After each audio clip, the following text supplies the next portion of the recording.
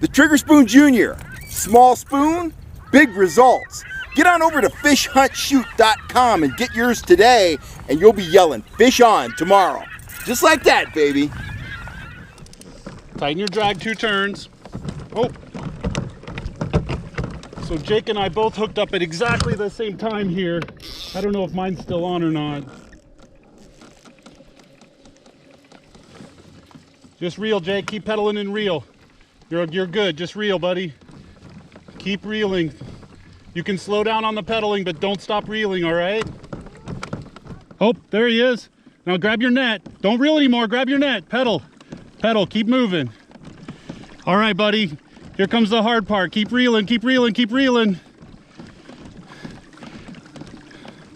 All right, think about it. Get him up close to you until you can reach him with the net. All right, here it is, the moment of truth.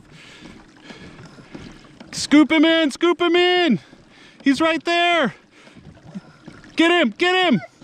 That's it, buddy. Lift it into the net. Lift it into the boat. Don't let him out. All right, look at that fish. Look at that. That's a monster for the day, bud. Oh my goodness. All right, just sit tight for a second. Just sit tight for a second. I got a fish. So Jacob just landed his first trout in kayak. Holy smokes, what you got here, kiddo? Nice rainbow.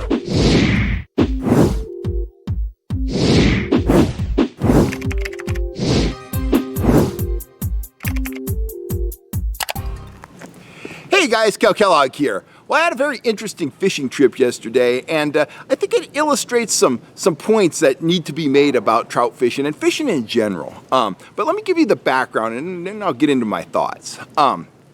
So I headed up to Stumpy Meadows Reservoir. I hadn't been there in many years with Wes Ward and his young son, Jake. I got there probably a half an hour before those guys. I was there right at daybreak, got the kayak ready, dumped it in, didn't have any current reports, don't know if the lake had been, wasn't aware if the lake had been planted. It used to be a good brown trout fishery. I knew there were still some browns, but it wasn't the brown trout fishery, it was in years past, but I was pretty confident we were gonna go there, we were gonna find some rainbows. Now, we would have headed up into the real high Sierras yesterday, except there's a lot of wind in the forecast. So anyway, I hit the water and I rig up, running about 5 feet deep, start running this Tui Chub pattern fly, hoping to maybe pick up a brown when the light level was low. And on my other rod, I was running off the downrigger at 15 feet, a turbo flasher trailing a worm on a slow death hook. Money presentation. If there's a trout around, that should work. Surface temperature, 65 degrees. Got the first hit on the worm within just a very few minutes, man. I got a fish working on a worm. I tried to play the bite out. I thought I had the fish. It didn't pop it out of the clip. I popped it out of the clip. No fish. So I troll a little more, and sure enough, here's Wes and his son. They get their kayaks off. Jake comes out. I'm going over to talk to him. Another hit on the downrigger. He's biting. I'm trying to play out the bite. The fish never commits. Strike number 2 is a miss. So now I'm kind of scratching my head. I'm getting hit. That's fantastic. But I'm just not putting anything in the kayak.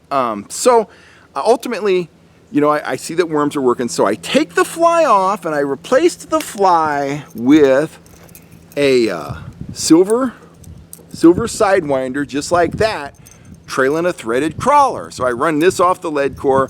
I got the crawler and turbo running off the downrigger. 15 feet seems to be the hot depth, but I'm marking fish deeper. So I drop the downrigger down to about 25.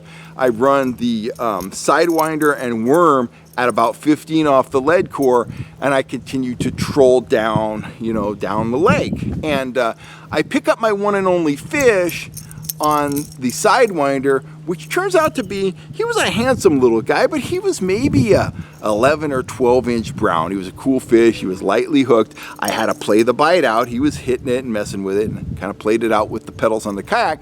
I got him, I released him, he's back in the lake. Dandy. So I hadn't talked to Wes or Jake yet, so I kind of come around and I see Wes and I'm like, hey, how you doing? Oh, we're killing them. Killing them? Really? I'm struggling. So I'm like, how many have you got? He's like, I don't know, 5 or 6 fish. Now keep in mind, up to about a year ago, Wes wasn't doing much trout fishing at all. He got the itch hanging out with me. Now he's getting pretty accomplished at it. He's catching a lot of trout. He's using the lead core. He's using, the downrigger. He's using our gear, trigger spoons, and so on. He's catching a lot of fish. Now Jake, his son, Jake, he doesn't know anything. We gave Jake a lead core rod with a trigger spoon on it, and he's catching fish too. So I'm like, well, it must be a spoon bite. And they're not doing anything special. They're trolling spoons, trigger spoon juniors and full-size trigger spoons, anywhere from 2 to 2.3 miles an hour. So first thing I do is I break out. I leave the worm on, okay, for a while with the turbo. I move it back up to about 18 feet. Now I'm still not getting hit on it, but I move it up a little bit. And off the lead core, I try an orange trigger spoon junior. Nothing, no bites. It's running that at 15 feet. Next, I pulled out my old reliable orange and chrome mag lip. I've caught many dozens of trout on this at this point. I trolled this for a half an hour with 0 strikes. Meanwhile, Wes and Jake continue to catch fish. I mean, we are right here. They're catching fish all around me. So finally, Jake catches the biggest fish of the day on an orange full-size trigger spoon, just like that. So I put on an orange full-size trigger on the downrigger. I put a all gold trigger on the lead core, and I troll for another hour without a bite as Wes and Jake continue to catch fish all around me. So what are my takeaways on this? Well, one, if you have a bad day on the water, don't get discouraged. Try to learn from it. Put it in the past. And don't let that one bad day snowball into a major slump. It happens. Some days you can't get bit no matter what you do. That's one point. Sometimes it's just not your day. That was yesterday for me. At least I didn't get skunked. Second, it can be really hard to catch someone else's fish. And that's a saying in the bass fishing world, but it applies to the trout world too. You can have somebody come in on a bite that you're fishing, you're using this lure at this speed, at this depth, and you'll continue catching fish and they still can't get them because sometimes you just can't catch other people's fish. But it was very strange yesterday because it was a very simple approach. We had chop on the surface. I should have been able to catch those fish. I can't explain why I didn't. Probably just luck. But I do have one theory that I need to explore. And I talked to Wes about this yesterday. Just thinking about the little things, little tweaks I can make. If you remember going back a couple months now, maybe 3 months now, I was talking about leader material. And I found out that Yozuri 12-pound fluoro was the same diameter as the Vanish 10-pound fluoro I had been using, so I jumped up to 12-pound. Well, over my last 3 trips, Wes has outfished me. Now, Wes is a grown man. He might not have been a trout guy his whole life, but he is an accomplished angler. He's a bass guy, striper guy, all that stuff. So he made the transition fairly easy. So when Wes goes out in the water and catches more fish than me, like at Davis, we were both catching a lot of fish, but he was definitely catching more fish than me.